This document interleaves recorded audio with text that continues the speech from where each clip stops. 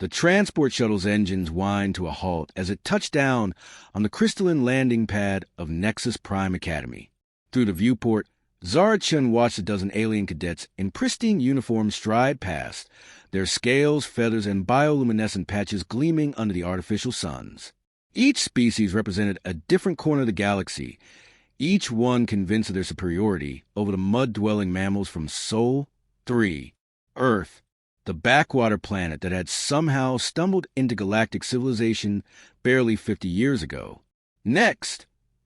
barked the processing officer, a 7-foot-tall Crothan whose purple carapace reflected the harsh overhead lights. His 4 eyes fixed on Zara with the kind of look usually reserved for something unpleasant stuck to one's boot. Zara shouldered her duffel bag and stepped forward. The whisper started immediately. "Is that an Earthborn?" The voice belonged to a Valerian cadet. His serpentine features twisted in disgust. His skin shifted from blue to a mocking green. "I thought they were still restricted from military academies." "They are," hissed another, this one a Threxian whose wings fluttered with amusement. "Must be some kind of mistake. Or a charity case." The Crothan officer's mandibles clicked in what might have been laughter. "Name and species," he demanded, though his scanner had already begun its work. "Zara Chun, human, from Earth." She kept her voice steady, even as more cadets gathered to witness what they clearly expected to be a spectacular rejection. The scanner hummed, bathing her in blue light. Then it stopped. The hum turned into a shrill whine. The display flickered, showing her biometric data, and then something else entirely. Red. Blazing, angry red filled the screen. Earthborn detected. Classification. Restricted. Warning. Do not engage in combat scenarios. Override required for standard processing. The processing area fell silent. Even the Crothan officer's compound eyes widened. A Zelkin cadet broke the silence with a snort of laughter. "Do not engage? What is she, made of glass?" His crystalline features sparkled with mirth. "Are humans really that fragile?"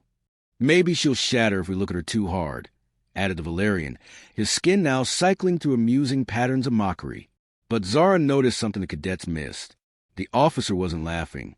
His 4 eyes were darting between her and the display, and his mandibles had stopped clicking entirely. Behind his arrogant facade, she caught a flicker of something that looked suspiciously like fear. "There's been some sort of error," the officer announced, though his voice lacked its earlier confidence. "Human, you will need to report to Administrative Processing Level 7 for additional clearance." "Additional clearance?"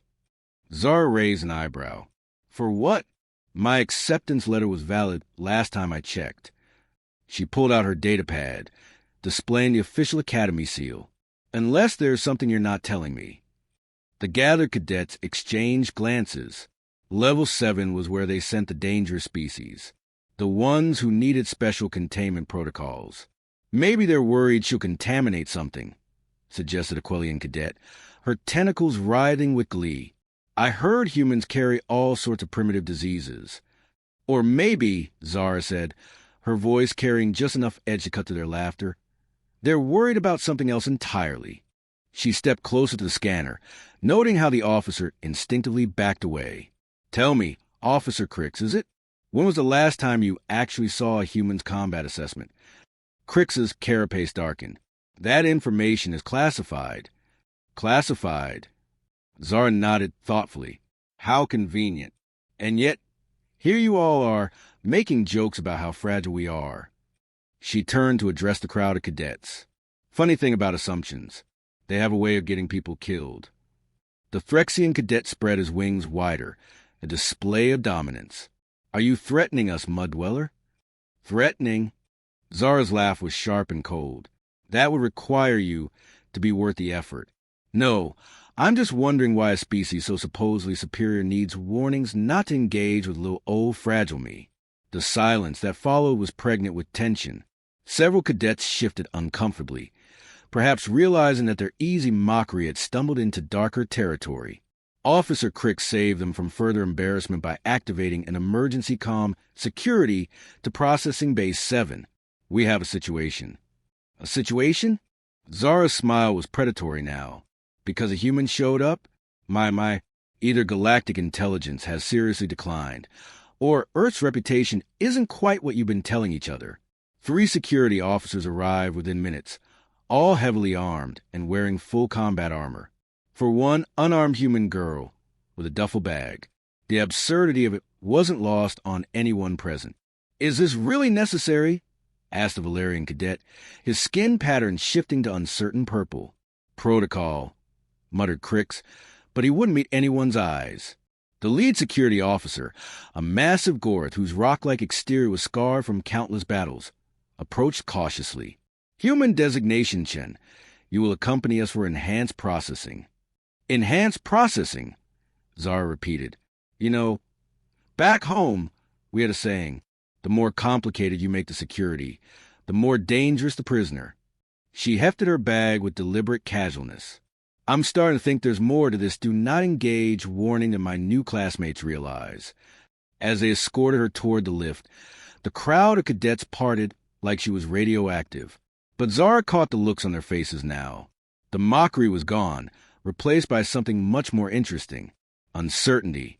The lift doors closed with a soft hiss, leaving behind a processing bay full of very quiet alien cadets. In the sudden silence, someone finally asked a question they should have started with. "If humans are so primitive and harmless," the Quellian cadet whispered, "why does the Academy have a special protocol just for them?" Nobody had an answer. Level 7 was unlike anything Zara had expected. Instead of the bright, open spaces of main academy, this section felt like a fortress. Blast doors, energy shields, and enough firepower to level a small city, all for processing one human. "Cozy," she commented as they passed through the 3rd security checkpoint. "Do all new students get the royal treatment?" The Gore security chief's rocky features remained impassive, but she noticed his grip tighten on his weapon. Standard procedure for special cases. Special cases. The words tasted bitter. "Let me guess. You've had problems with humans before." No answer. But then, she hadn't really expected one. They finally stopped at a reinforced chamber that looked more like an interrogation room than an office. A holographic display showed her file, but most of it was redacted. Classification levels she'd never heard of obscured everything except her basic biographical data. "Wait here," the Gorth rumbled, then sealed the door behind her with enough locks to secure a maximum security prison.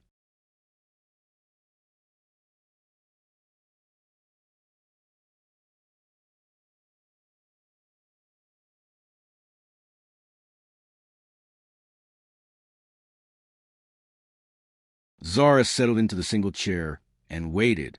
On the walls, she could see surveillance equipment that would have impressed Earth's most paranoid intelligence agencies, all focused on her. "You know," she said aloud, certain they were listening, "if you want to make me feel welcome, you're doing a terrible job." A voice crackled through the comm system. "Zara Chun, you will remain seated and await processing." "Processing," she sighed. "That word is getting old fast."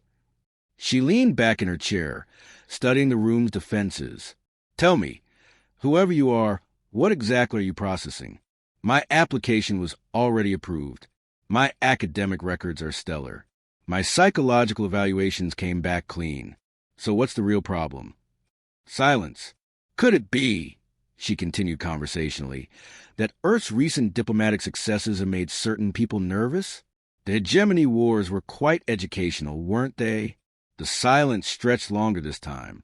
"Or maybe it's simpler than that. Maybe someone finally figured out what happens when you push humans too far.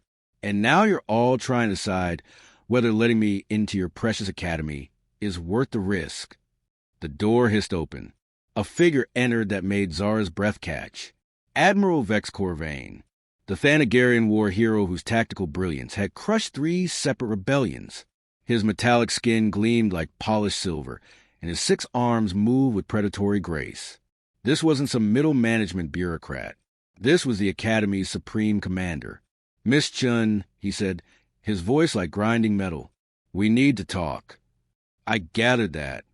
Zara remained seated, though every instinct screamed at her to stand at attention.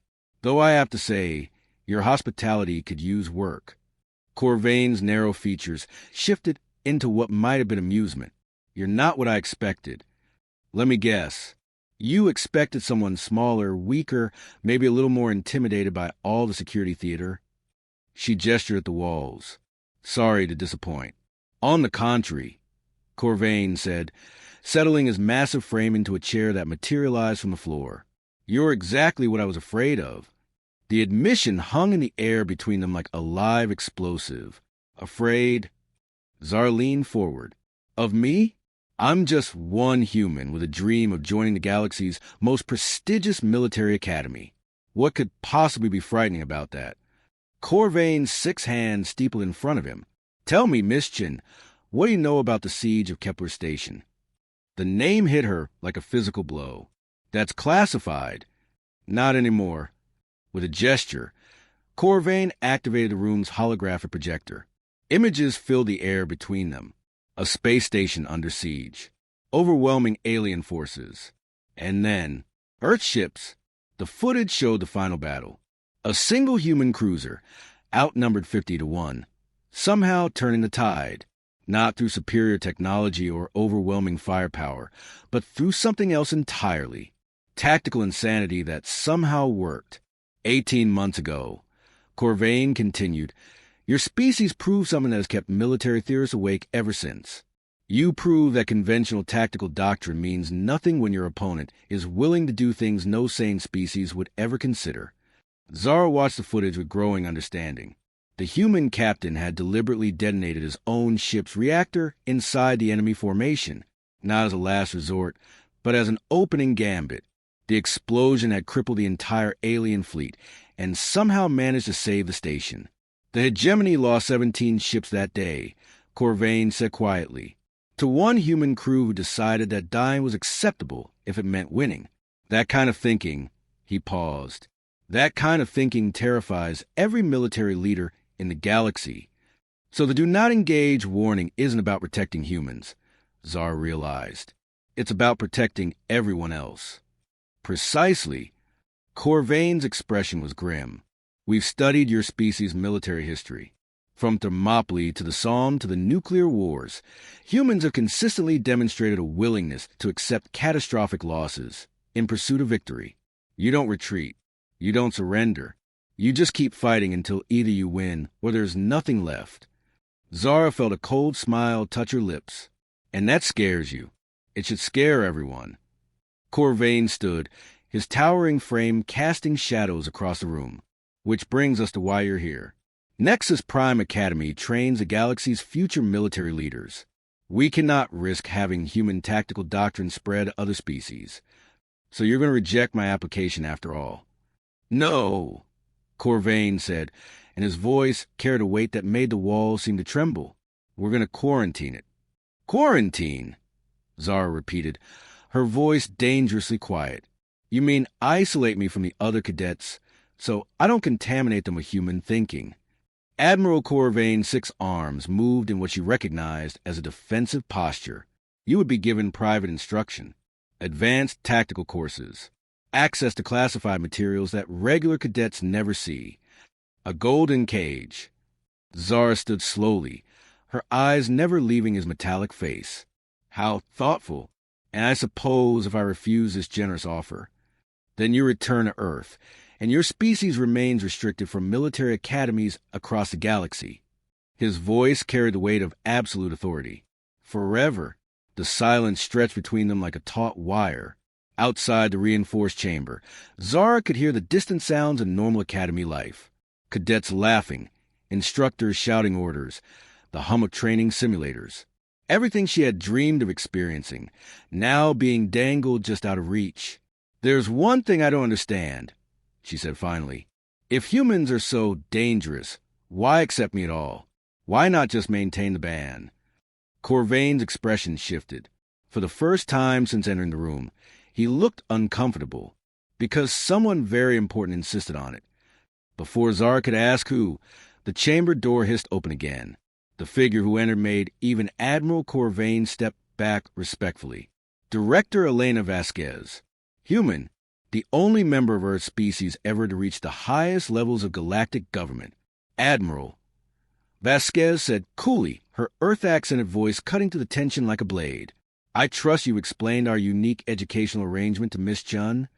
Zara stared. Elena Vasquez was a legend back on Earth, the woman who had negotiated humanity's entry into galactic civilization, the architect of the Terran Defense Accords. And apparently, the reason Zara was here at all.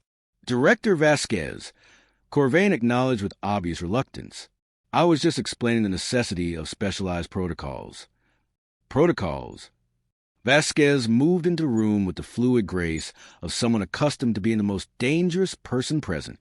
Such a clinical word for fear, don't you think? The Admiral's metallic skin darkened. The safety concerns are legitimate. Oh, absolutely. Vasquez smiled, and Zara recognized the expression. It was the same predatory grin she had worn when facing down the mocking cadets. Tell me, Admiral, how many humans have actually attended military academies since the Kepler incident?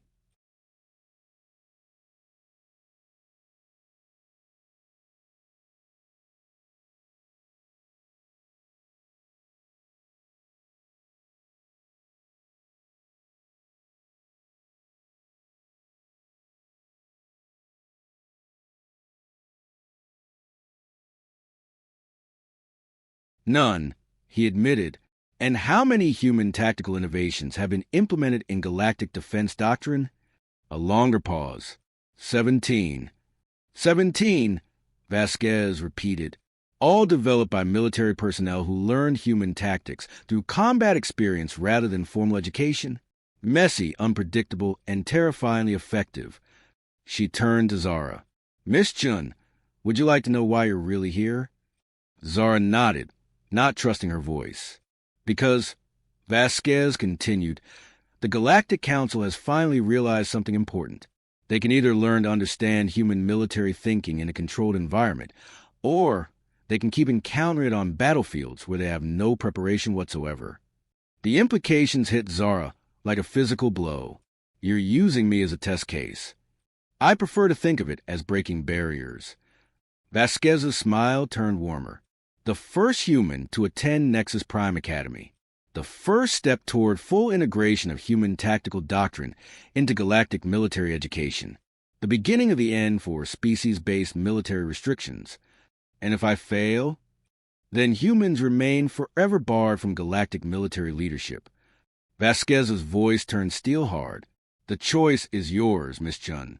Accept the quarantine protocols and prove that humans can be trusted with galactic security, or return to Earth and condemn your species to permanent second-class status. Zara looked between the two figures. Corvain, representing everything that feared and misunderstood humanity. Vasquez, carrying the weight of an entire species' future. And herself, caught in the middle of a game whose rules she was only beginning to understand. What exactly would these quarantine protocols involve? She asked. Corvain activated the holographic display again. A new schematic appeared, showing a separate section of the Academy complex. Private quarters, individual instruction from senior faculty, limited interaction with other cadets during supervised exercises only. Supervised, Zara noted, because you're afraid I might teach them something dangerous. Because we're afraid you might learn something dangerous, Vasquez corrected. Human tactical thinking combined with galactic military technology, let's just say, it keeps certain people awake at night. The hologram shifted, showing training scenarios that made Zara's pulse quicken.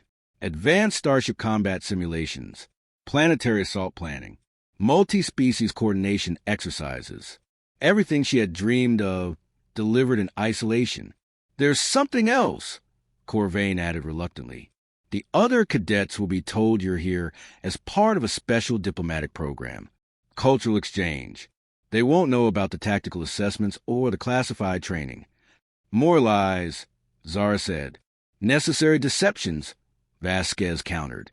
At least until we can gauge their reactions. Some species are more adaptable than others. Zara thought of the mocking cadets from a processing bay. Their easy dismissal of human capabilities. Their shock when the scanner lit up red. What happens when they find out the truth? That depends, Corvain said grimly, on how well you perform.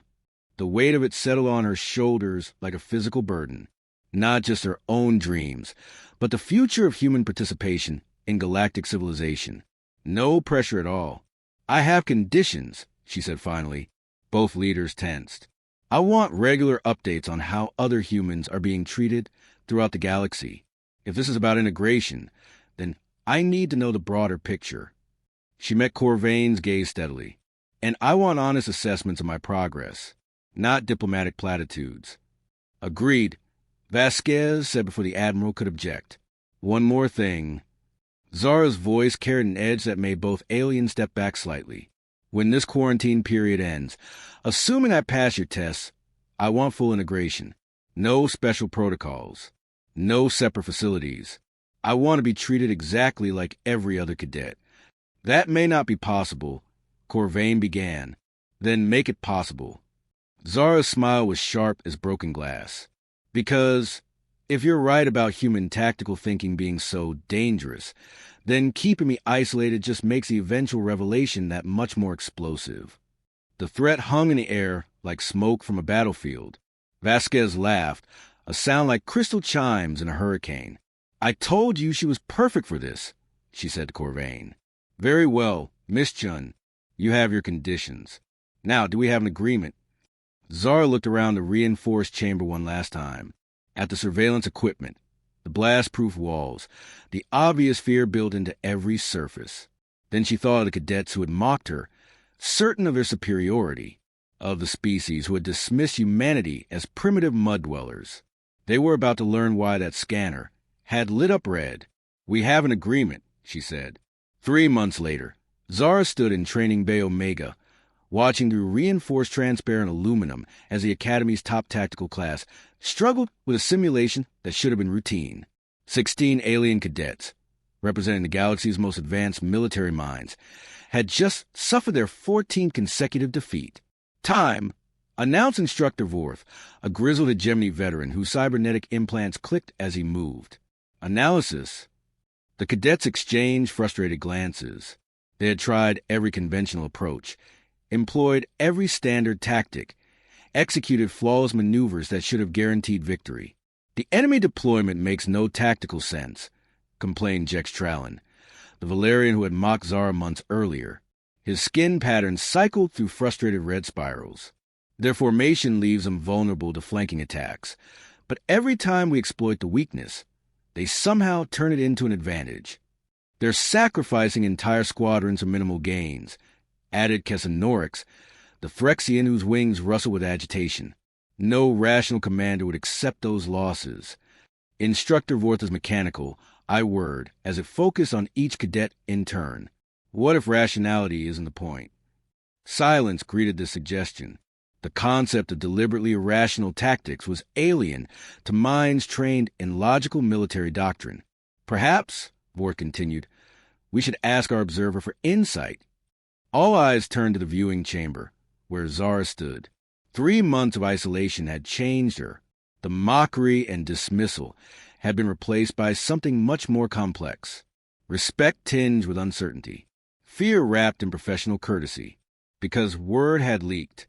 Not officially, of course.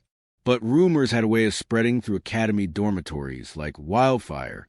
Stories about the human cadets' classified training sessions.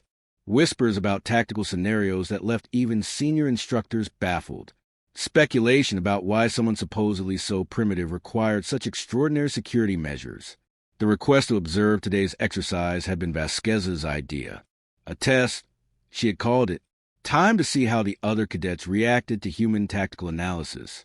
Zara activated the communication system, her voice carrying clearly into the... Every move you make is designed to minimize risk, preserve forces, maintain tactical advantages. Zara's voice was clinical, professional. You're playing not to lose. The enemy is playing to win. Those are the same thing, protested Kessa. No, Zara said simply. They're not. She activated the holographic replay, highlighting specific moments in the simulation. Here, you had them outnumbered 3-1, perfect firing position, every advantage. What did you do? We established a siege perimeter. Jex said defensively, standard protocol for superior numbers. and gave them time to prepare countermeasures. Here, when they counterattacked, you pulled back to regroup, textbook tactical withdrawal, which preserved our forces for a more favorable engagement, added another cadet, which let them escape with their primary objectives intact. Zara's tone carried no judgment, just observation. You fought the perfect defensive battle. Minimal casualties, maximum preservation of assets, complete mission failure. The training bay fell silent, except for the hum of equipment. What would you have done differently? Instructor Vorth asked. Zara's smile was visible even through the transparent aluminum. I would have won. She restarted the simulation, but this time the display showed not the cadet's approach, but something else entirely. A tactical plan that made several aliens gasp in shock. You would sacrifice half your fleet in the opening engagement. Kessa breathed. To guarantee mission success, yes. That's insane. That's human. Zara's voice carried pride now, sharp and bright. You see acceptable losses as failure. We see them as investment. The question isn't whether you can win without casualties. The question is whether the objective is worth the price. She highlighted another sequence. Your enemy knew you would prioritize force preservation over mission completion. They counted on it. Every defensive position they abandoned, every seemingly wasteful counterattack, was designed to exploit your unwillingness to accept necessary losses. The implications rippled through the assembled cadets like shock waves. Everything they had been taught about tactical doctrine suddenly seemed insufficient. But the casualties, Jex whispered, would have been heavy, Zara acknowledged, but the mission would have succeeded. And success saves more lives in the long run than failure with minimal casualties. Instructor Vorth's cybernetic implants whirred as he processed this. Miss Chun, would you be willing to demonstrate your approach? The question hung in the air like a challenge. This was the moment Vasquez had been building toward. The first direct comparison between human tactical thinking and galactic military doctrine. Of course, Zara said, but I should warn you. Of what? Her smile turned predatory. When humans fight to win, we don't leave much room for second place. The simulation reset. This time, Zara's tactical plan unfolded like a clockwork nightmare of calculated aggression. She spent lives like currency, trading casualties for strategic position, accepting losses that made the watching cadets flinch. And she won. Not just victory, but total, overwhelming, undeniable success achieved in half the time with objectives secured so thoroughly that counterattack became impossible. When the simulation ended, the training bay was dead silent. Finally, Jex spoke, his voice barely a whisper. No wonder they told us not to engage. Admiral Corvain watched the training session from his private office, his 6 hands clenched into fists. On his desk, a priority communication from the Galactic Council blinked urgently, but he ignored it. He had more immediate concerns. The human had just demonstrated why her species terrified every military leader in the galaxy, not through superior technology or overwhelming numbers, but through a fundamental difference in thinking that made conventional tactics seem quaint by comparison. His communicator chimed. Director Vasquez appeared in holographic form, her expression unreadable. Well, she asked, she's everything you promised, Corvain admitted reluctantly. And everything I feared. The other cadets?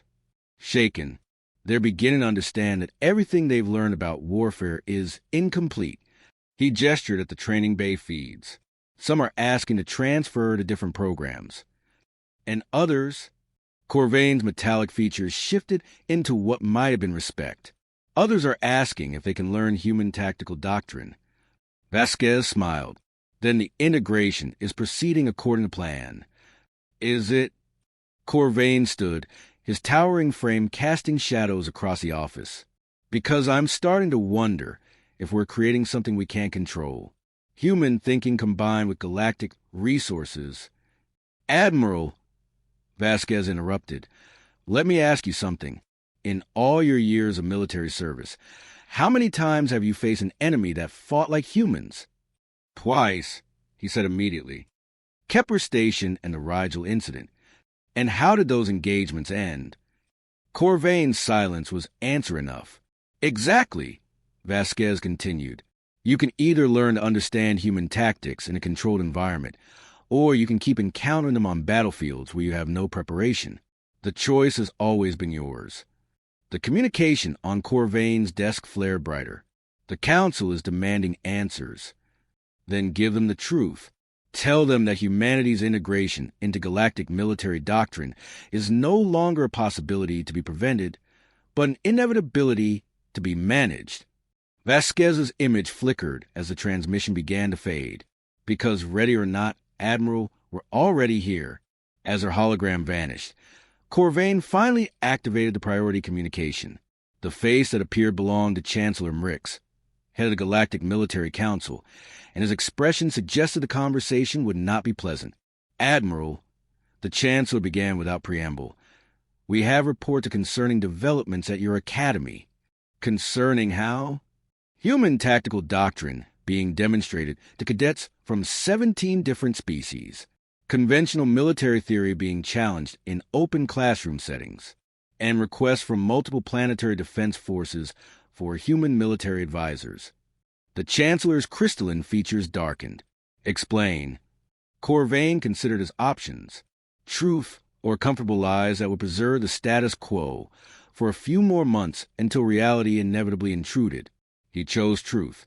Chancellor, 3 months ago you asked me to assess whether humans could be safely integrated into galactic military education.